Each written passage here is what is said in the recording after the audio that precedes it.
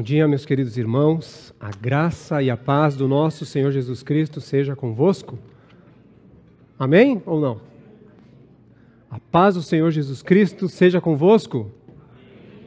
Amém. Louvado seja Deus. Deus é bom. Nos dá essa manhã para reunirmos como povo diante dele, como família do Senhor. E vamos ao nosso texto, Salmo 133, texto base. Hoje nós vamos ler bastante a Bíblia, espero que ninguém estranhe. Salmo 133, vou pedir que os irmãos deixem a Bíblia preparada, ou aplicativo, mas antes de tudo, mais importante até, prestar atenção. Não precisa abrir os textos necessariamente, mas ouça com atenção a palavra do Senhor. Salmo 133 diz assim: ó, como é bom e agradável viverem unidos os irmãos. Acabamos de cantar. É como o óleo precioso sobre a cabeça, o qual desce para a barba de Arão, e desce para a gola das suas vestes. É como o orvalho do Hermon, que desce sobre os montes de Sião. Ali ordena o Senhor a sua bênção e a vida para sempre. Amém? Antes vamos ao Senhor em oração, mais uma vez. Nosso Pai Celestial, bondoso Deus, nos achegamos a Ti, humildemente, gratos pela Tua bondade, pelo Teu favor, que nos é concedido mediante o Teu Filho Jesus Cristo, e que nos deu o direito de sermos chamados Teus filhos, e podemos dessa forma entrar ousadamente diante do trono da graça. E cá estamos, Senhor, diante do Senhor, na ousadia que recebemos através do nome de Jesus Cristo. Obrigado, Senhor Deus, porque podemos nos apresentar diante de Ti como povo, como Teu povo, como Teus filhos. Senhor, que Teu Espírito trabalhe em nossos corações ao ouvirmos a Tua palavra, ao meditarmos, Senhor, hoje na Tua palavra. Ó Senhor, abre os nossos olhos, Senhor, abre os nossos corações. Senhor, quebranta, Senhor, o nosso coração duro, quebranta, Senhor, a nossa altivez. Ó Senhor, tem misericórdia de nós, pois somos pó, somos pecadores. Senhor, tem misericórdia de mim, tem misericórdia de cada irmão aqui. Ó Deus, que as palavras dos meus lábios e o meditar dos nossos corações sejam agradáveis a Ti. Amém. Salmo 133, que acabamos de ler e cantar parcialmente, é um cântico, como boa parte dos salmos são. É um cântico de romagem.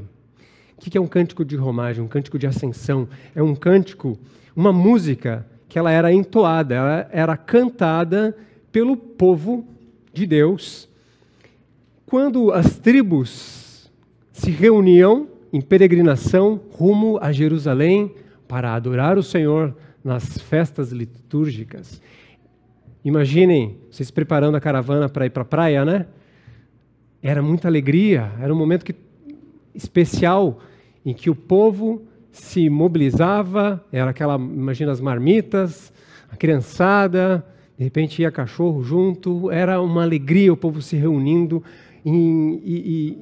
indo a Jerusalém para adorar o Senhor. O Senhor os convocava nas festas, né? Especialmente a Páscoa, uma das mais famosas, né? Se reuniam em Jerusalém para prestar a adoração que o Senhor exigia do seu povo. E é o que nós estamos fazendo exatamente hoje. Nós estamos nos reunindo no domingo para adorar o Senhor como um povo reunido.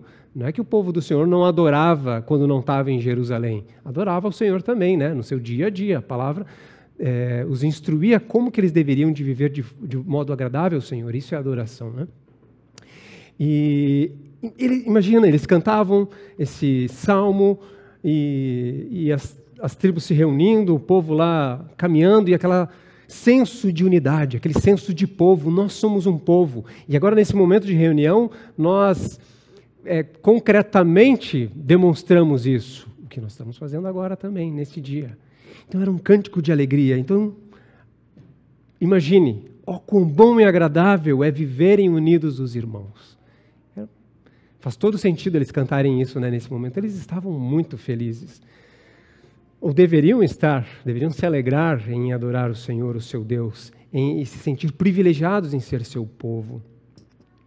Era uma ocasião festiva. E aqui diz como óleo precioso sobre a cabeça. Vocês lembram, ao longo das histórias bíblicas, que quando Deus separava um rei, ou separava um profeta, o sacerdote, né, que foi o primeiro Arão, o Senhor dava um sinal de separação, né, que era a unção com óleo, que ele era derramado. Então, Arão foi o primeiro sacerdote a ser ungido, com aquele óleo especial que Deus mandou fazer. Deus deu uma receitinha de um óleo, não é esse óleo de azeite que você bota na salada, não, era uma coisa legal, perfumada, era considerada também como é que se diz? Um cosmético, e aquilo ali era precioso, e era derramado em abundância, ao ponto de escorrer pela barba e descer pelas golas. Aquilo ali era algo agradável, era algo que você recebia, era uma dádiva do Senhor. E também o salmista compara com o orvalho do Hermon. O Hermon é um grande monte ao norte de Israel, de onde vêm os orvalhos. E esses orvalhos descem sobre os montes. E ali o Senhor ordena a sua bênção e a vida para sempre. Esse orvalho, não era só algo bonito, ou algo agradável e refrescante, era algo essencial para que houvesse vida naquela região desértica. Se não houvesse esse orvalho vindo constantemente do Hermon, tudo ia virar uma região de morte. A vegetação não ia sobreviver, os animais não iam poder se alimentar. Então, esse orvalho é a comunhão do Senhor. Se não houver a comunhão, meus irmãos, não é só sorriso e ser agradável com o seu próximo. A comunhão é o que nos mantém vivos. Se não houver o orvalho do irmão, que é a comunhão do Senhor, nós seremos um campo morto. Nós não teremos a alegria do óleo da unção. Vejam que o óleo também é derramado, ele desce, ele vem de cima. É uma bênção que vem do alto. Vejam que o orvalho também é algo que vem de cima, que vem do Senhor, que vem do alto. Com essa introdução, nós começamos a perceber uma camada um pouco mais profunda quando nós falamos em comunhão. Temos uma tendência de pensar em comunhão como o nosso encontro na casa de alguém, também faz parte, tá? Ou com a unidade, nós temos unidade, ninguém briga aqui, né? Todo mundo sorri, se cumprimenta e vai para casa. Irmãos, isso não é unidade. E nós vamos mergulhar um pouquinho nesse assunto, tão precioso. Não é um plus a mais, não é um acessório, não é um opcional. Na verdade, sem comunhão não há vida. E nós vamos ver, especialmente na carta de Paulo aos Coríntios, um exemplo muito vívido e muito sério da necessidade dessa comunhão. E nós veremos que ela culmina na ceia do Senhor. Dando andamento, um outro salmo de romagem, ou seja, vocês já aprenderam, né? O salmo de romagem é um cântico que o povo cantava quando se reunia e se direcionava para adorar ao Senhor. É um que diz assim: alegrei-me quando me disseram, vamos à casa do Senhor. Faz todo sentido agora, né? Vamos lá? Vamos à casa do Senhor. Pararam os nossos pés junto às tuas portas, ó Jerusalém. Imagina, eles chegaram lá, diante do Senhor. Pararam nossos pés. Agora estamos reunidos. Olha aqui, fazia tempo que eu não vi aquele irmão, aquele outro ali. O senso de unidade, qual bom e agradável. Estamos diante agora do Senhor. Exatamente como estamos agora. Não é que o povo não tinha comunhão quando não tinha a festa. Não é que o povo não tinha adoração quando não tinha festa, mas o Senhor sempre chamou o seu povo de forma física, por isso que não existe culto online, ok? Sempre chamou de forma física para estar diante do Senhor. O Senhor sempre chamou o seu povo Israel para congregar fisicamente em datas especiais para adorá-lo, e a data do novo pacto é o domingo. É uma grande alegria e um grande privilégio pertencer a este povo.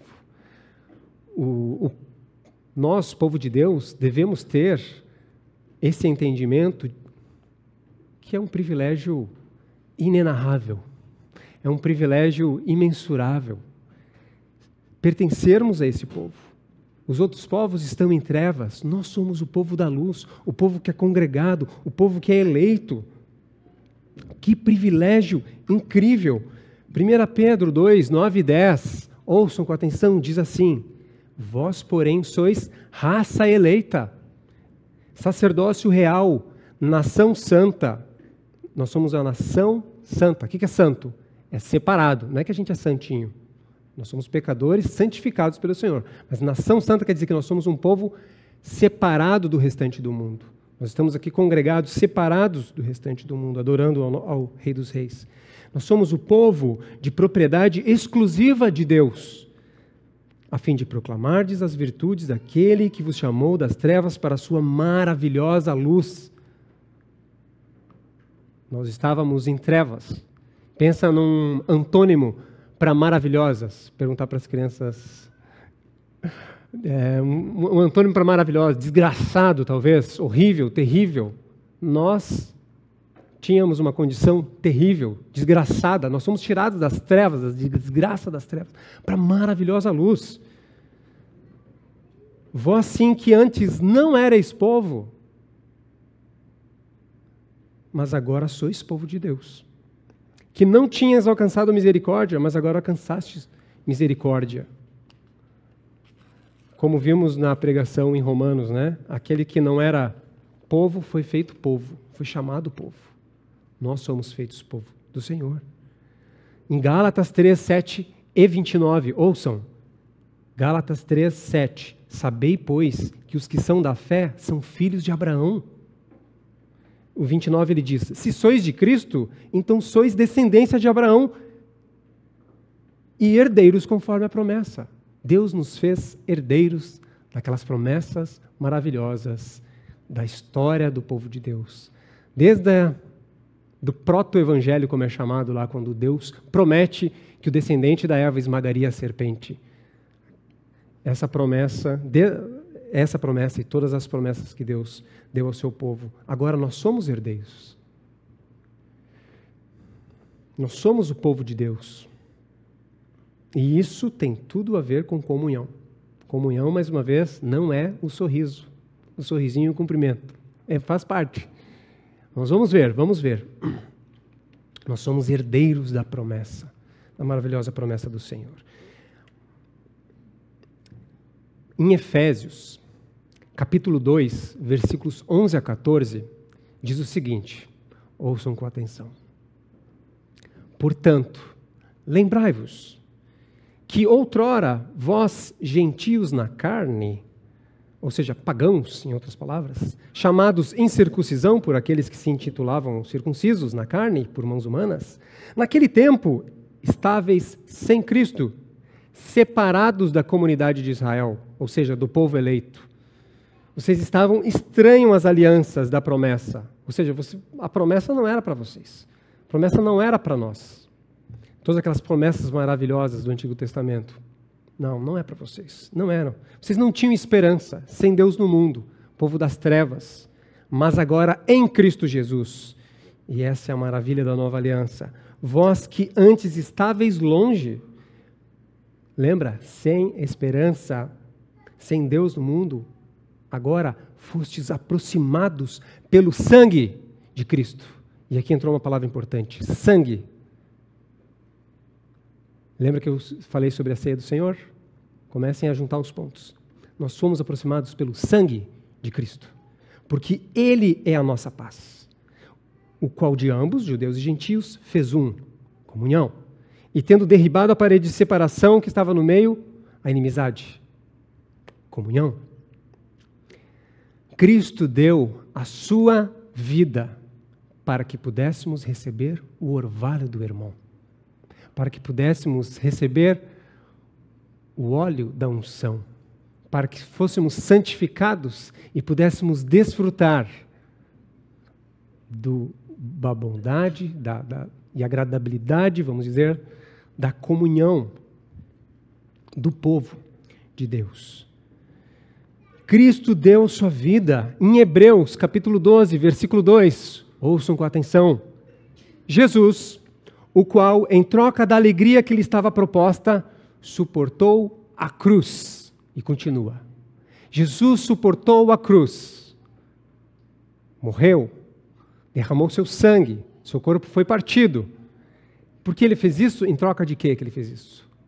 Não foi em troca de nada, foi em troca de alegria. Ó, quão bom e agradável é viverem unidos os irmãos. Alegria. Alegria. E que alegria é essa? Apocalipse, capítulo 5, versículos de 9 a 10, vai responder essa pergunta. Ouçam com atenção.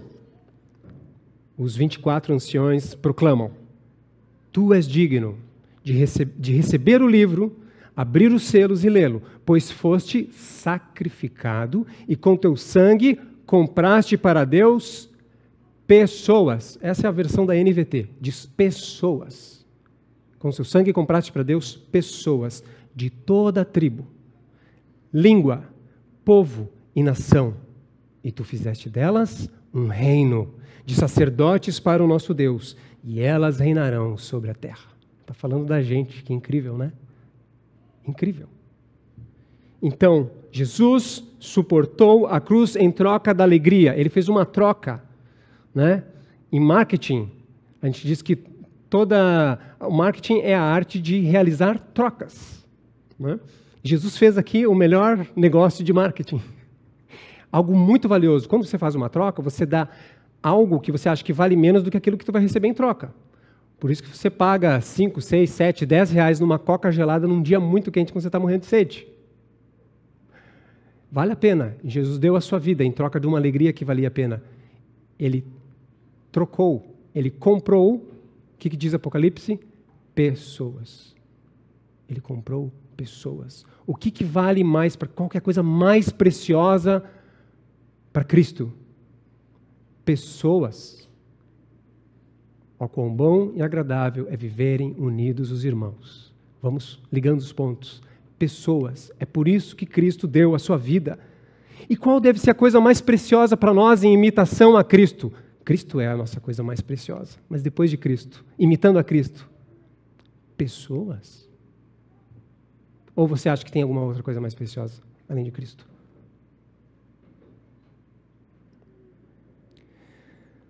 Veja o que o salmista diz no capítulo 16, versículo 3. Ouçam com atenção. Digo ao Senhor: Tu és o meu Senhor. Outro bem não possuo, senão a Ti somente. Quanto aos santos que há na terra, são eles os notáveis, nos quais tenho todo o meu prazer. Olha o que o salmista está dizendo. O que é o meu bem mais precioso? É o Senhor. Outro bem não possuo. Mas em segundo lugar, os santos que há na terra. Os irmãos, são eles os notáveis. Por que eles são notáveis? Porque Deus fez deles notáveis. Deus os santificou. Pense nos seus irmãos. Eles são os notáveis. Os santos que há na terra. São eles os notáveis nos quais está todo o seu prazer. Ou deve estar todo o seu prazer. Porque é neles que Cristo tem todo o seu prazer. Seus irmãos, meu querido irmão, são o bem mais precioso que você tem nessa terra. E terá por toda a eternidade.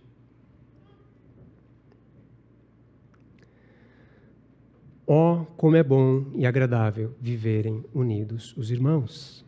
Você acredita nisso? Você experimenta isso? Você experimenta esse orvalho do irmão? Você experimenta este óleo da unção?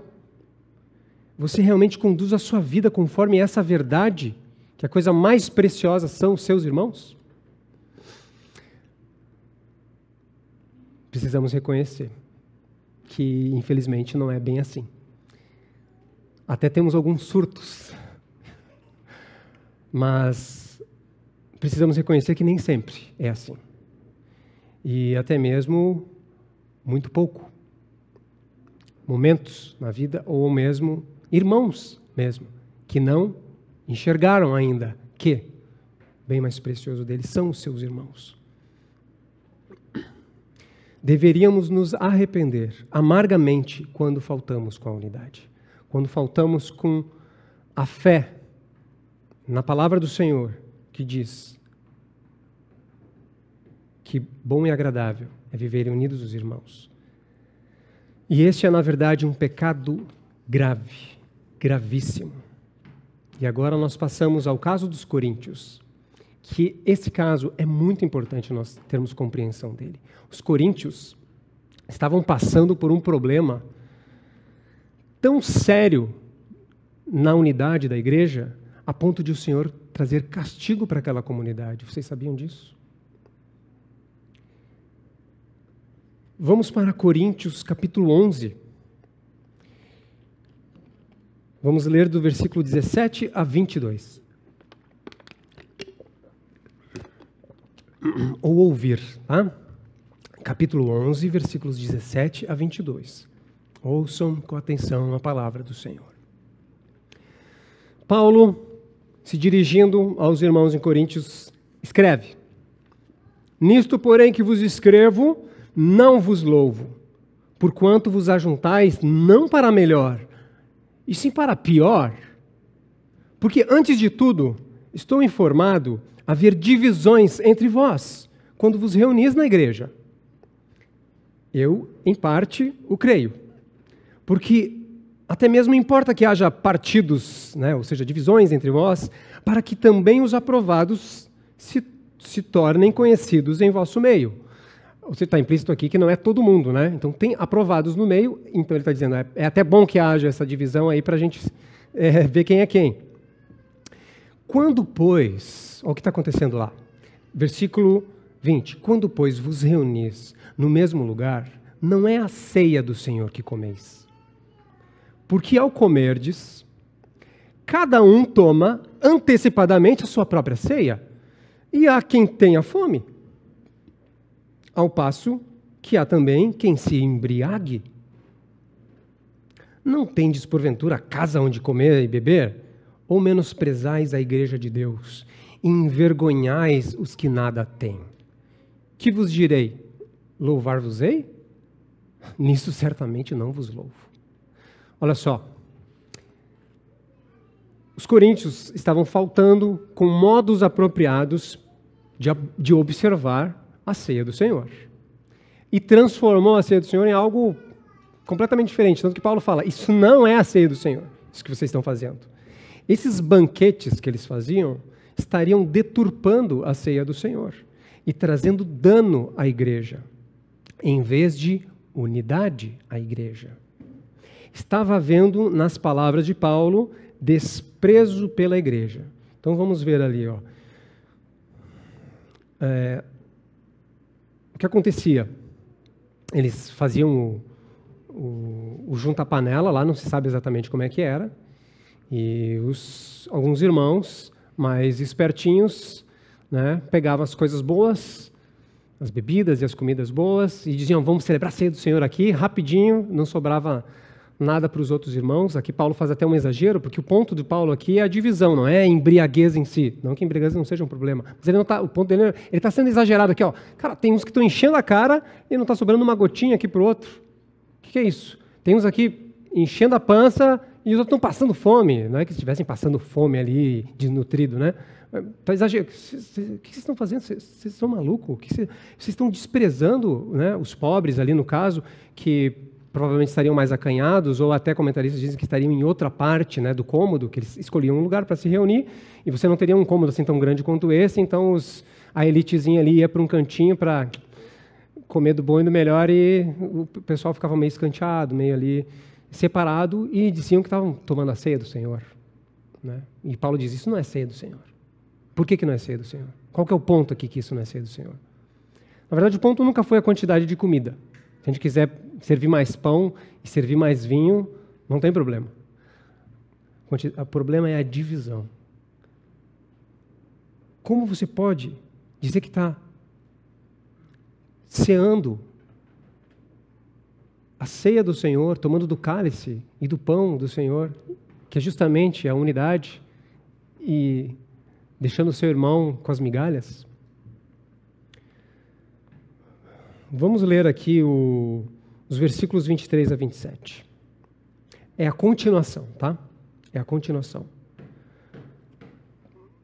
Porque eu recebi do Senhor, Paulo está dizendo, ele acabou de dizer, vocês uns estão se embriagando, uns estão comendo, enchendo a pança, e os outros estão passando fome. Vocês estão envergonhando, vocês estão humilhando os pobres, vocês estão humilhando parte da igreja do Senhor, vocês estão desprezando a igreja, vocês não estão enxergando que eles são igreja, então vocês estão desprezando a igreja? Aí Paulo continua, versículo 23, porque eu recebi do Senhor o que também vos entreguei, que o Senhor Jesus, na noite que foi traído, ele tomou o pão e, tendo dado graças, o partiu e disse, isso é o meu corpo que é dado por vós.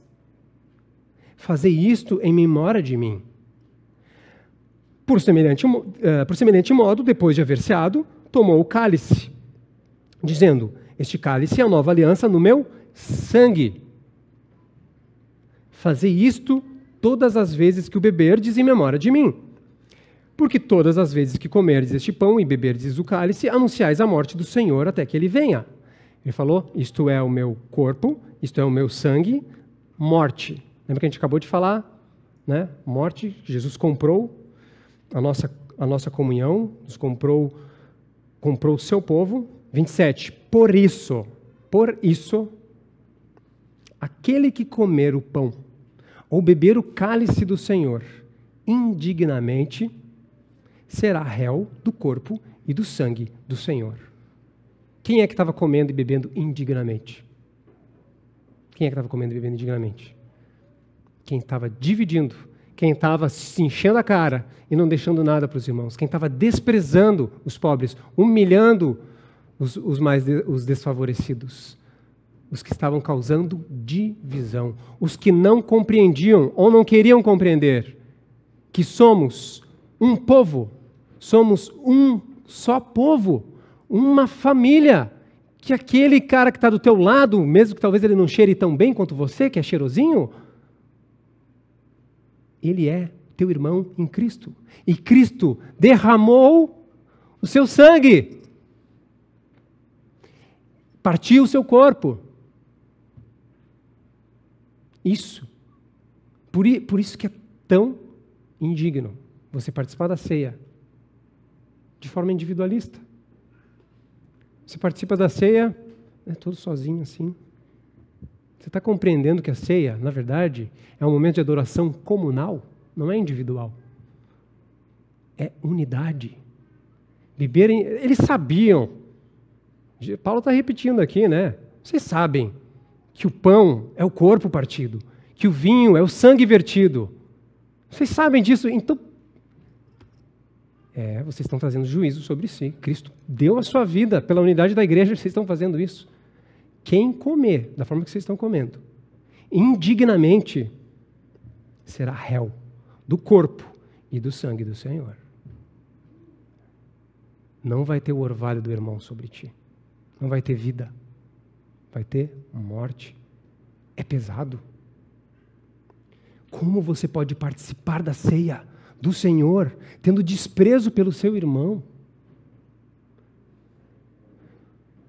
Isso é tomar a ceia indignamente. Meu irmão, isso é tomar a ceia indignamente. Se você tem noção de quem está aí sentado do seu lado,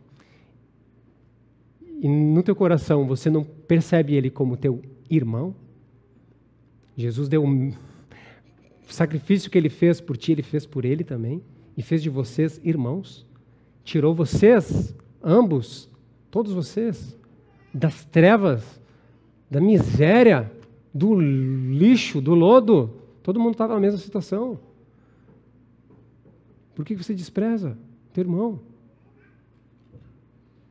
Isso é beber do cálice, participar do corpo indignamente.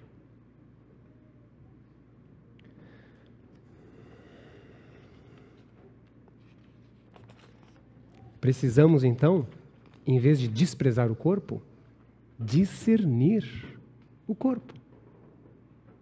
E Paulo continua falando sobre isso. No capítulo 11, versículos 28 e 29, diz assim, ouçam a palavra do Senhor. Vocês conhecem muito bem. Examine-se, pois, o homem a si mesmo, e assim coma e beba do cálice. Próximo versículo. Pois quem come e bebe sem discernir o corpo, come e bebe juízo para si. Se você come e bebe da ceia, sem compreender que esta é a família do Senhor, você está comendo e bebendo juízo para si. Examine-se, certifique-se de que não está pecando contra o corpo. E é fácil pecar contra o corpo. É fácil, a gente tem que primeiro reconhecer. A gente não é tão bonzinho assim, a gente não é tão querido assim. Examine-se, por isso que Paulo fala, examine-se, examine-se. Não tome a ceia do Senhor indignamente. O grande problema aqui é a divisão. O grande pecado aqui é a divisão. Porque é o pecado contra o corpo, é o pecado contra o irmão a quem Cristo pagou o maior preço possível que se podia pagar, pessoas. Por isso esse é o pecado mais grave. Examine-se.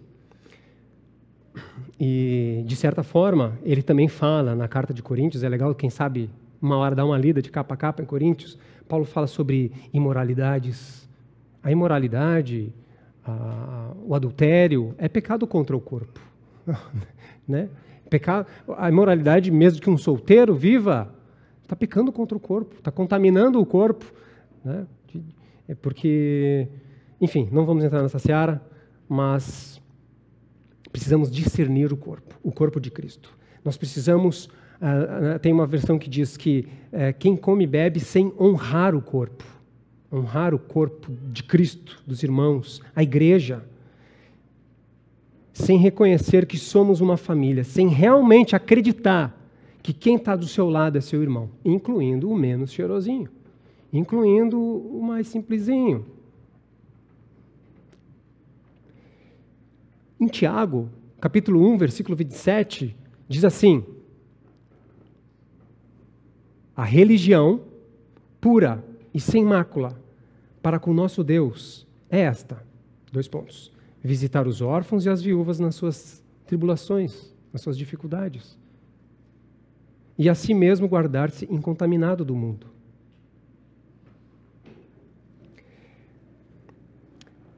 Vamos para o capítulo 10 de 1 Coríntios, que Paulo continua tratando, ele volta, né? A gente está voltando o capítulo, mas pertence ao mesmo assunto. Capítulo 10, versículos 16 e 17.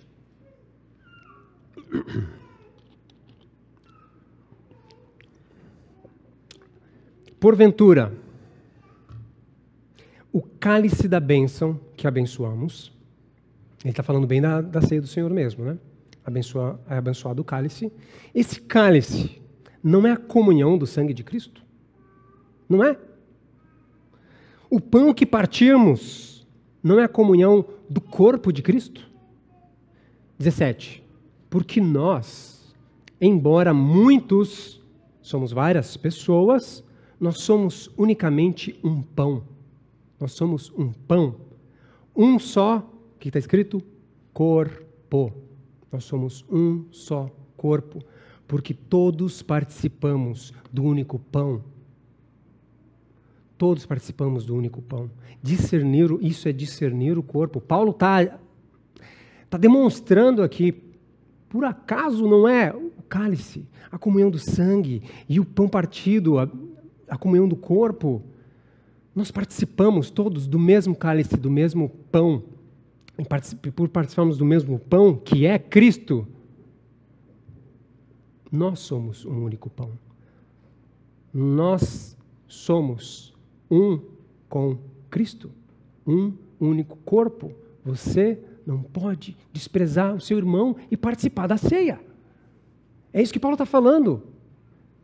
Vocês estão tomando indignamente, vocês vão ser réu desse sangue. Vocês vão ser réu desse sangue que vocês estão tomando. É esse discernimento que nós precisamos. Porque esse sangue foi o preço que comprou o seu irmão. Por isso é tão bom e agradável que os irmãos vivam em união.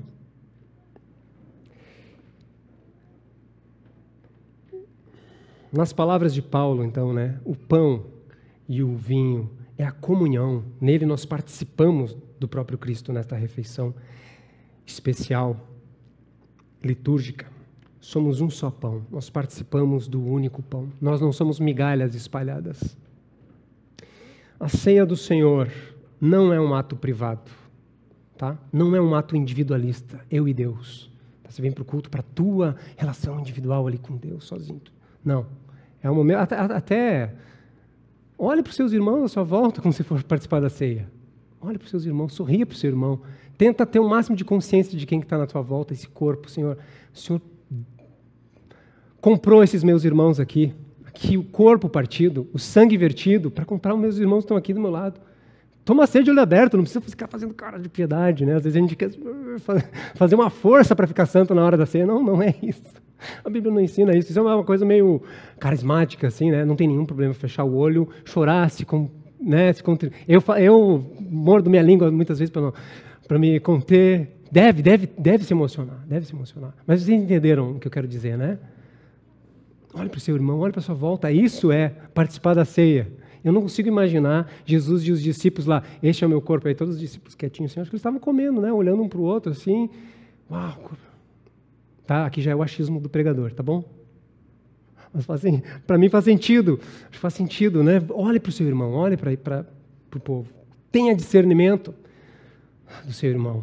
Que o Senhor nos ajude, o Senhor tenha misericórdia de nós, o Senhor nos derrame a sua bênção sobre nós. Capítulo 11, vamos voltar para o 11, tá? Versículos 30 e 33. Diz assim: ou abram ou ouçam com atenção.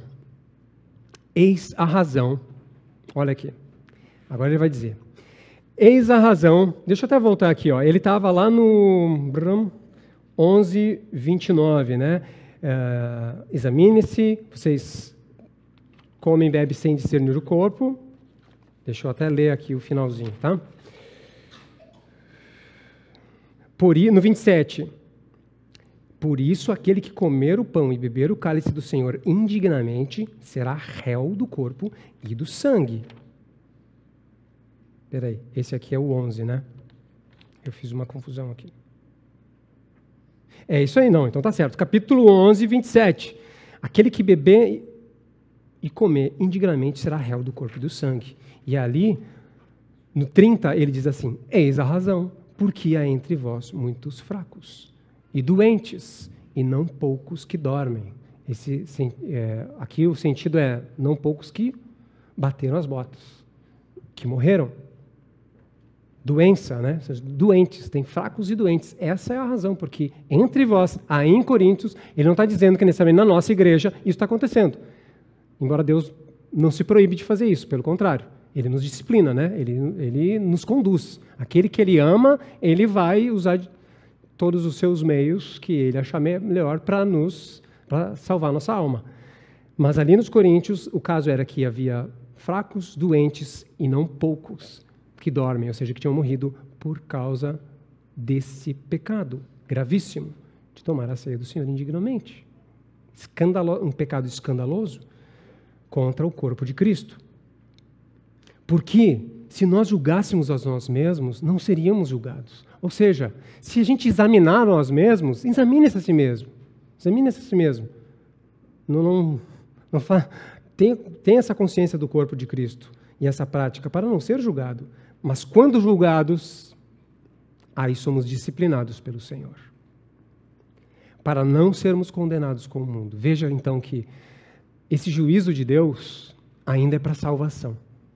Quando Deus traz juízo, Deus traz alguma adversidade, é para nos disciplinar, para nos acordar, para nos colocar no caminho de volta, para não sermos condenados com o mundo. Assim, pois, meus irmãos, finalmente, agora vou dar a conclusão, tá? Então, pegaram a moral da história? Quando vocês se reunirem para comer, esperem uns pelos outros.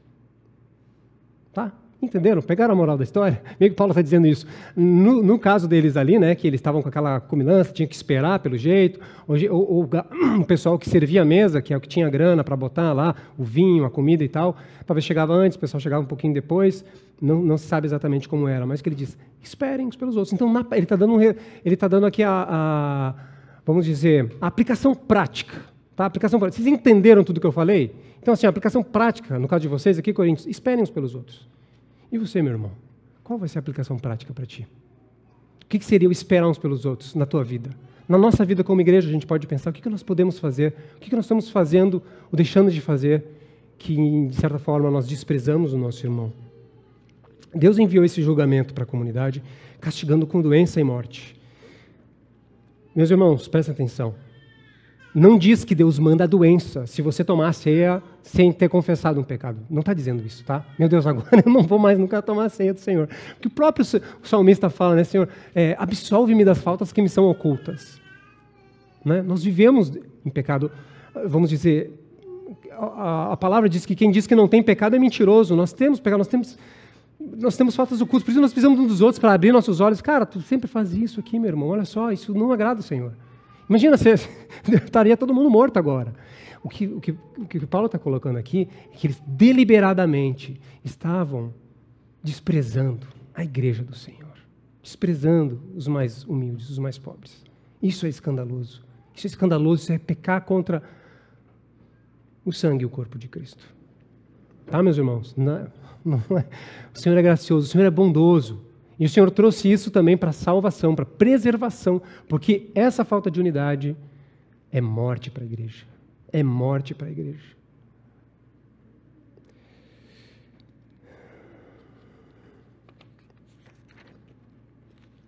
Muito bem. Nosso prazer. Agora, o outro lado agora. Nosso prazer tem que ser na comunhão dos santos. Essas pessoas estavam pecando no desprezo dos irmãos. Eles não podiam dizer como o salmista diz. Os santos que há na terra. São esses os notáveis em qual está todo o meu prazer. Com certeza não. Cara, vamos fugir desses caras aqui. Só vamos conversar essa pobretada aqui que não sabe tomar meu cafezinho especial. Eu adoro café especial. Não consegui pensar em outro exemplo.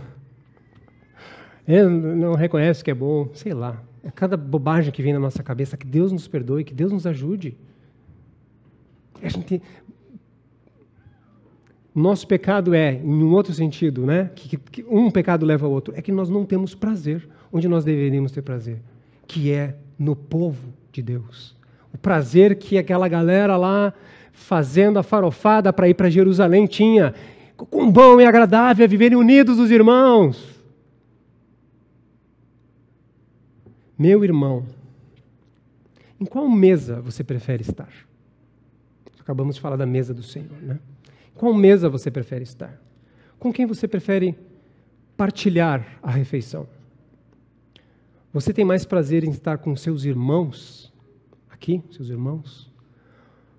Com o povo de Deus, com o povo separado, o povo santo, ou com os colegas de trabalho? Não tem problema estar com os colegas de trabalho, mas onde está o teu prazer? Com quem você tem mais prazer? Está esperando para aquele evento? Ou os colegas da faculdade? Ou do futebol? Qual que é o evento que o teu coração mais anseia de partilhar, de estar junto? Onde é que está teu coração? Está no do salmista? Os santos são os notáveis, em quais tem todo o meu prazer. Sejamos realistas, sinceros. Você realmente acha bom e agradável viverem unidos os irmãos? Ou você prefere, é bom e agradável, na verdade, manter distância dos irmãos para eu poder estar com o pessoal do trabalho, poder estar com o pessoal do futebol, poder estar com... É muito bonito falar, ó, como bom e agradável viverem unidos os irmãos, porque a gente pensa em ser sorridente, cumprimentar e ir para casa. Não é disso que a palavra está falando. Está falando de comunhão, do orvalho do irmão, da bênção que desce sobre o seu povo. Você quer estar debaixo dessa bênção? Você quer partilhar da mesa do Senhor? Da ceia do Senhor ou da sua própria ceia? Paulo teve de exortar os crentes lá de Coríntios, na mesma epístola, na mesma carta para que não participassem dos banquetes pagãos, que ele chama de mesa dos demônios. Ele diz assim, em 1 Coríntios, capítulo 10, versículos 21 a 22, ouçam com atenção. Não podeis beber o cálice do Senhor e o cálice dos demônios. Não podeis ser participantes da mesa do Senhor e da mesa dos demônios. Ou provocaremos zelos no Senhor. Acaso somos mais fortes do que Ele? Em um sentido, essa exortação também se aplica a nós, porque a gente pode pensar, não, eu não vou para uma adoração de ídolos. Mas, meu irmão, em toda mesa, não há neutralidade. Se não há luz, há trevas.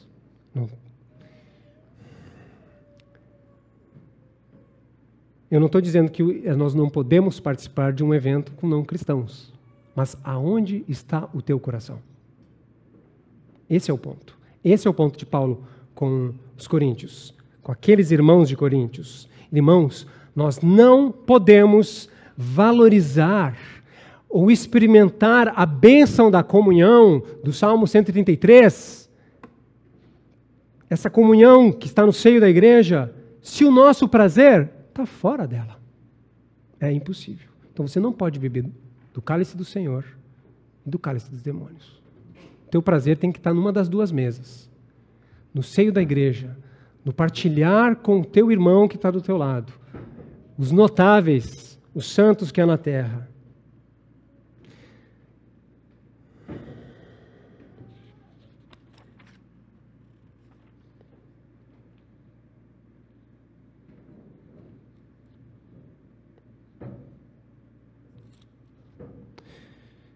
Vamos para Coríntios, já estamos mais para o final.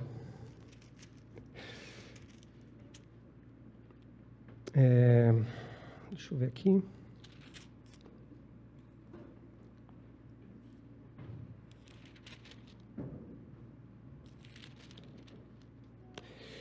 Capítulo 10, versículo 1 em diante. Ouçam com atenção. Ora, irmãos, Paulo está falando para os coríntios. Ora, irmãos, não quero que ignoreis que nossos pais, eu quero pausar aqui, nossos pais estiveram todos sob a nuvem e todos passaram pelo mar. Nossos pais, que legal, né? Sabe o que está implícito aqui? Que nós somos herdeiros da herança, das promessas. Nossos pais. A história de Israel é a nossa história. Deus nos enxertou nesse povo. Somos a continuidade do plano de Deus para o seu povo. Então, meus irmãos, não quero que ignoreis que os nossos pais estiveram todos sob a nuvem e todos passaram pelo mar. Vocês lembram? Lá, o povo de Israel, saindo, peregrinando no deserto, tinham saído do Egito, aquela libertação maravilhosa, a nuvem que cobria durante o dia, e atravessaram o mar Vermelho, miraculosamente, aquela coisa incrível, tendo sido todos batizados, assim na nuvem como no mar. Eles terem passado por aquele mar, eles foram batizados. O Senhor estava de alguma forma ali batizando eles, e na nuvem também, com respeito a Moisés. Todos eles comeram de um só manjar espiritual, manjar, né, da refeição espiritual.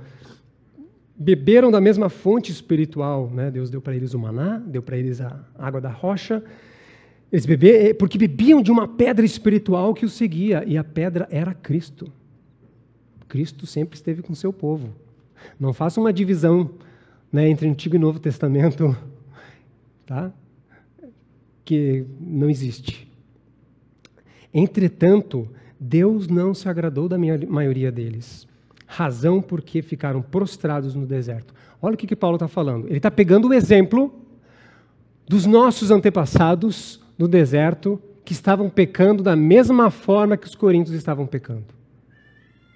Eles foram batizados, assim como nós fomos batizados. Que o batismo é a nossa união com Cristo, é o sinal da aliança de Deus conosco. Nós somos aliança, né? Separados, pactuados com Ele, unidos a Cristo no batismo.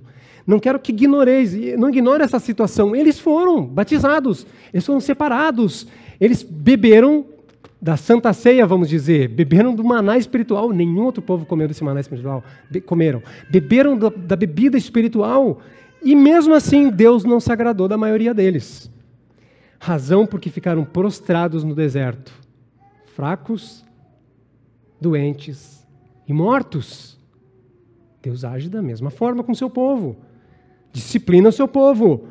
Ora, estas coisas se tornaram exemplos para nós. Preste atenção.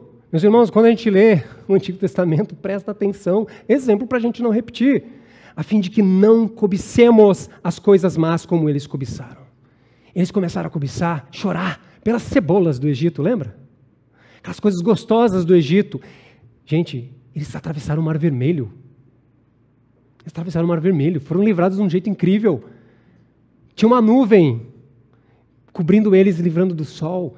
Tinha a chama, tinha a água da rocha. Mas eles preferiam estar lá comendo cebolas do Egito. Eles preferiram partilhar, em vez do maná e da água da rocha, da comida e da bebida espiritual que Deus estava dando ao seu povo. Eles, cara, estou enjoado disso. O que eu quero? Eu quero a mesa do futebol. Nada contra o futebol, tá, irmãos? Estou exemplificando. Eu quero estar com os irmãos, não, os não irmãos. É lá que meu coração está, é lá que o meu coração está, no Egito. Paulo está dizendo, isso não está distante de nós, os nossos antepassados, os nossos pais passaram por isso, não vamos repetir a história. É isso que Paulo está dizendo, meus irmãos. No versículo 10 diz assim, na continuidade, no 10, não murmureis, como alguns deles murmuraram e foram destruídos pelo exterminador. Mesma coisa, né, de Coríntios. Essas coisas lhes sobrevieram como exemplos e foram escritas para advertência nossa, de nós outros, sobre quem os fins dos séculos têm chegado. Aquele, pois, que pensa estar em pé, veja que não caia. Famosíssimo versículo. Qual que é a aplicação desse versículo? Não repete a história dos nossos antepassados aqui. Não faz o que os coríntios estavam fazendo. Não coma e beba sem discernir do corpo. Quem está em pé, cuide que não caia. Se humilhe. Abandone a sua altivez. Abraça o irmão que não é tão cheirosinho quanto você. Olhe nos olhos dele e pergunta como foi a semana dele. O que ele precisa, como está o bem-estar dele. Quem está em pé, cuide que não caia.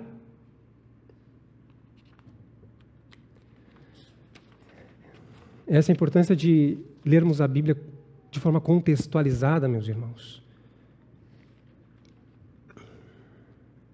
Somos um só corpo. Ó, quão bom e agradável. É bom e agradável. Agora você vê que você precisa experimentar, você precisa acreditar e experimentar. É bom e agradável viverem unidos os irmãos. É ingenuidade, meu irmão. Se você está cobiçando, lá como o povo no deserto, as cebolas do Egito, a mesa, em vez da mesa do Senhor e a mesa dos seus irmãos, a mesa do mundo, dos seus colegas, daquela galera legal, é ingenuidade sua achar que esse envolvimento com eles não é mesa de ídolos. É ingenuidade achar que isso não vai afetar a sua fé. Você vai se amoldar a eles. Adoração. Aqueles que adoram ídolos tornam-se iguais a eles. Não vos enganeis. Paulo diz em 1 Coríntios 15:33. Não vos enganeis. As más conversações corrompem os bons costumes. Sabiam? Isso está na Bíblia. Paulo falou. As más conversações, as más companhias. Deus nos fez assim. Ou você vai se amoldar por conviver, por vir ao culto, por conviver com seus irmãos, a palavra do Senhor, ou você vai se amoldar ao mundo, ou você vai ficar nessa lenga-lenga e sabe-se lá o que vai acontecer com a sua alma. Você vai cobiçar o que eles cobiçam. Você vai se entristecer pelo que eles se entristecem, porque não tem o que eles têm. Seus tesouros vão ser os deles, não os nossos. Não tem como. Não tem como. Ou você participa da mesa do Senhor ou da mesa dos demônios. Não vos enganeis. Nós já lemos em Tiago 1,27, a religião pura e sem mácula. O que é? Visitar os órfãos e as viúvas nas suas tribulações, né? Que é a essência da comunhão, você não humilhar o pobre, e a si mesmo guardar-se incontaminado do mundo. Tudo se conecta, né? Guarde-se incontaminado, não participe da mesa dos demônios. Meu irmão, você pode ir no aniversário, você pode ir no almoço, mas o teu coração está em qual mesa? Esse é o ponto. Onde reside o seu prazer? Meus irmãos, nós somos um corpo. 1 Coríntios 12, de 12 a 27, diz assim, ouçam com atenção. Porque, assim como o corpo, nosso corpo, o teu corpo, tem muitos membros, mãos, pés, nariz, orelha, cabeça, e todos os membros, sendo muitos, constituem um só corpo, assim também com respeito a Cristo. Olha só, meus irmãos, por que Paulo volta a falar de corpo? Porque você precisa discernir o corpo para não beber e não participar da ceia indignamente, não participar do corpo de Cristo indignamente. Ele está dando mais uma metáfora aqui. Vamos compreender, vamos nos debruçar. Pois em um só Espírito todos fomos batizados em um corpo. Lembra que ele falou aos nossos pais? Eles foram batizados no mar e na nuvem. E nós fomos batizados também, ele está dizendo. Nós fomos separados.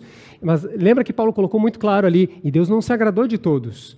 Todos aqui, batizados, menos no corpo. Cuide, lá Deus não se agradou de todos. Aqui pode ser também que Deus não se agrade de todos. Perseverança dos santos. Quer judeus, quer grego, quer escravo, quer livre, todos fomos batizados e participamos, por causa do batismo, deste corpo, oficialmente, né? Deste corpo. E a todos nós foi dado de beber de um só Espírito. A metáfora com a bebida espiritual que o povo bebeu no deserto. Porque também o corpo não é um só membro, mas muitos. Você não é o corpo de Cristo. Tá? Você faz parte do corpo de Cristo. Você não é a igreja. No máximo, você faz parte da igreja. Se disser o pé, porque eu não sou mão, eu não sou do corpo. Nem por isso deixa de ser do corpo. Se o ouvido disser, porque eu não sou um olho, que o olho é legal, eu sou ouvido, então eu não sou do corpo. Não, nem por isso deixa de ser do corpo. Se todo o corpo fosse olho, onde estaria o ouvido? Se todo fosse ouvido, onde estaria o olfato? Como você ia sentir cheiro? Mas Deus dispôs os membros, colocando cada um deles no corpo como lhe aprouve. Se todos, porém, fossem um só membro, onde estaria o corpo? Por isso nós somos um corpo. É certo que há muitos membros, mas um só corpo. Não podem os olhos dizer à mão, não precisamos de ti, nem ainda a cabeça dizer para os pés, eu não preciso de ti. Pelo contrário, os membros do corpo se parecem mais fracos. Os membros do corpo que se parecem mais fracos são... os membros do corpo que parecem ser mais fracos são necessários. E os que nos parecem menos dignos no corpo, a estes damos muito mais honra. Também os que em nós não são decorosos, revestimos de especial honra. Por isso que a gente bota uma roupa mais bonita para esconder as partes que... né? Mas os nossos membros nobres não têm necessidade disso. Contudo, Deus coordenou o corpo, concedendo muito mais honra àquilo que menos tinha. E é nosso papel honrar aqueles que precisam de honra. Os que já não vieram naturalmente com honra. É nossa função. É disso que Paulo está falando. Para que não haja divisão no corpo. Pelo contrário, cooperem os membros com igual cuidado, em favor uns dos outros. Quando você está com o pé direito machucado, o pé esquerdo tem que pisar um pouco mais, né? Ou você deixa o teu pé direito lá, pisa aí no calo. Não, você preserva aquele calo lá, você arranja até uma muleta, né? Está com a mão direita machucada, a mão esquerda vai ter que trabalhar mais. Devemos ser assim no corpo. E aí ele diz no versículo 26, de maneira que, se um membro sofre, todos sofrem com ele. E se um deles é honrado, todos se regozijam, todos se alegram. Ora, vós sois corpo de Cristo. Paulo está dizendo, vós sois corpo de Cristo. De uma vez por todas, vamos discernir o corpo? Vós sois corpo de Cristo. Ok? e individualmente membros do corpo. Romanos 12, 15. Alegrai-vos com os que se alegram e chorai com os que choram. É o que Paulo está dizendo aqui. Se um membro sofre, todos sofrem com ele. Você tem chorado com os que choram? Ou você está deixando lá o pé machucado se danar? Isso não é a verdadeira religião. Isso não é discernir o corpo, meu irmão. Você tem se alegrado com as bênçãos que Deus tem dado ao seu irmão ou tem invejado? Isso também não é discernir o corpo. Você torce para que aquele teu irmão que Deus está abençoando em alguma área da vida e você, tomara que dê errado. Cara, você está tomando a ceia indignamente. Chorar com os que choram e se alegrar com os que se alegram. Precisamos festejar juntos. Compartilhar as bênçãos e se alegrar juntos. Precisamos chorar juntos, nos abraçar juntos, suportar uns aos outros juntos. Isso é comunhão. Isso é bom e isso é agradável. Que os irmãos vivam em unidade. Oh, como é bom e agradável viverem unidos os irmãos. Irmão, concluí alguns encorajamentos. Molde sua vida de acordo com essa verdade. Com a graça de Deus. É bom, é agradável, prove disso. Precisamos provar. Precisamos experimentar. Precisamos amoldar o nosso coração à verdade. Transformai-vos pela renovação do vosso entendimento, para que experimenteis qual seja a boa, perfeita e agradável vontade de Deus. Você quer servir a Deus? Muitos, ávidos, querem servir a Deus. Comece discernindo o corpo. Comece chorando com os que choram. Seja intencional na comunhão. Seja intencional. Cultive um apreço pelos seus irmãos. Vou dar uma dica prática. Feche menos os olhos, abra mais os olhos, enxergue mais os rostos que estão ao nosso lado. Tenha noção de quem faltou o culto, de quem veio pela primeira vez. Se esforce para isso. Cultive esse apreço pela igreja do nosso Senhor Jesus Cristo, que comprou com seu sangue. Meu irmão, prepare seu coração para vir ao culto.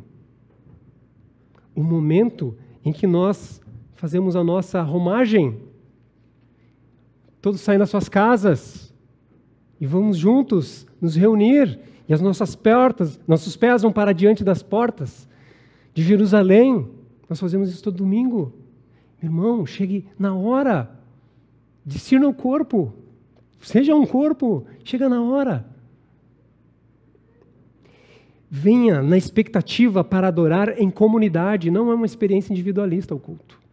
Venha para adorar em comunidade. Todos ficarão de pé. Todos erguerão as vozes. Todos se prostrarão. Todos erguerão suas mãos. Todos se ajoelharão. Um corpo, um organismo vivo. A noiva do Senhor. Num momento tão especial de congregação. Venha com esse sentimento. Não é vou receber a minha bênção hoje. Não. O povo de Deus vai prestar serviço ao Rei dos Reis. Inevitavelmente ele vai derramar o seu orvalho do irmão. Vai derramar o seu óleo da unção. No sábado à noite, antes do culto, ore em família. Naquela oração à noite, Ore em família pelo culto. O Senhor abençoa o culto. Abençoe os irmãos que vão lá. Ore pelos irmãos. Preparem-se. De repente toma um café mais especial no domingo com as crianças. Às vezes não dá tempo, a gente tem uma viagem longa para ver, a gente toma café no carro. No domingo, saindo para o almoço, vai fazer a oração com a família, com os irmãos, na refeição, ou mesmo à noite, agradeça a Deus pelo dia do Senhor, pelo privilégio de pertencer ao povo de Deus, pelo privilégio de tê-lo cultuado como povo do Senhor, resgatado, porque antes você não era povo, agora você é povo, você estava em trevas, na lama, e agora Deus te chamou para participar desse povo, pertencer a esse povo. Agradeça a Deus pelos seus irmãos, hoje no almoço ou no final do dia, e peça as bênçãos de Deus sobre seus irmãos. Procure saber como está o bem espiritual, material dos seus irmãos. O final do culto é um bom momento para isso, para conversar. Se você precisa picar a mula, tem um WhatsApp. Daí, irmão, não consegui falar hoje contigo no final do culto, mas como é que você está? Procure ter bons momentos com os irmãos. Celebrar, tirar um tempinho, separar Desfrute das coisas boas que o Senhor tem te dado com os teus irmãos. O Senhor tem te dado coisas boas? Vamos alegrar com os que se alegrem. Vamos, chama o pessoal para a tua casa, um irmão, tomar um chimarrão que seja. Tenha um tempo bom, cultiva a mesa do Senhor na sua casa em um sentido. Né? Deixe ela transbordar, que a mesa do Senhor transborde para os nossos lares. Lembre-se, tá? Não é só opcional, não é só um plus a mais, não é só algo legal. É uma questão de vida ou morte.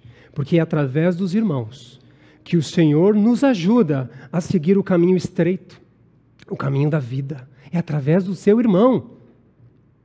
Exortai-vos mutuamente no dia que se chama hoje, para que não sejais endurecidos pelo engano do pecado. É através dos irmãos. Encorajamento, correção, consolo e alegria vem da comunhão com os irmãos. Ó, quão bom e agradável viverem unidos os irmãos. Ali ordena o Senhor a sua bênção e a vida para sempre. Amém?